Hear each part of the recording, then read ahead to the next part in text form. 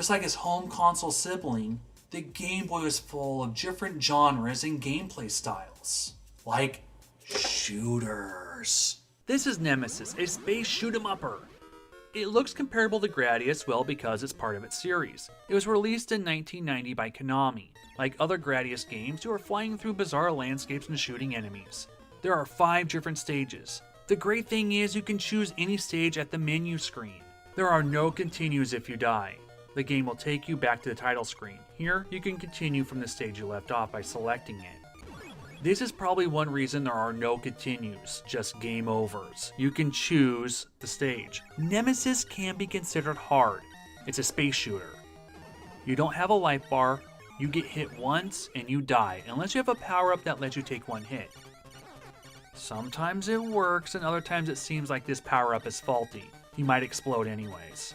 There is so much happening on the screen at one time. So many enemies and projectiles. Be careful not to get too close to the top or bottom. Sometimes you can't tell if you can fly over something, or if you're too close you might die. Luckily, there are power-ups that help you get through stages. After hitting certain enemies, it will leave you a power-up icon. There's another icon that wipes out all the enemies on the screen. Darker equals power-up, clearer equals screen bomb. Some power-ups give you increased speed, missiles, different guns, a little buddy that shoots as well, and a shield.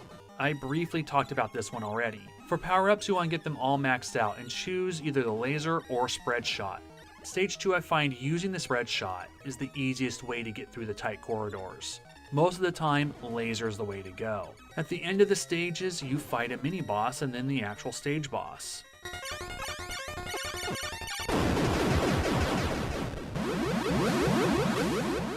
Oh look, the Easter Island heads are back for revenge for what you did in Super Mario Land.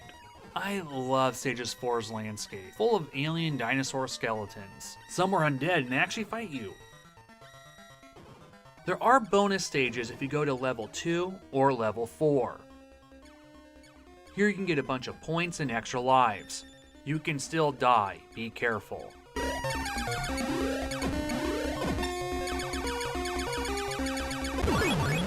Nemesis is short, but an excellent shooter for the Game Boy. Don't have it in your library? Well, they'll just set you back just $8. Okay, Nemesis is pretty hard. You have to beat all the stages simultaneously to get the true ending.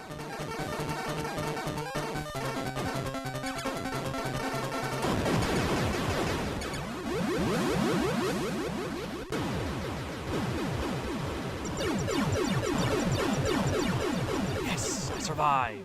Can't get enough shooters in space? Well, how about Solar Striker? Another 1990 release. It's decent and fun, but not as good as Nemesis, although it's cheaper. You can find it for under $5. I've seen it for $1.50 in the last few months.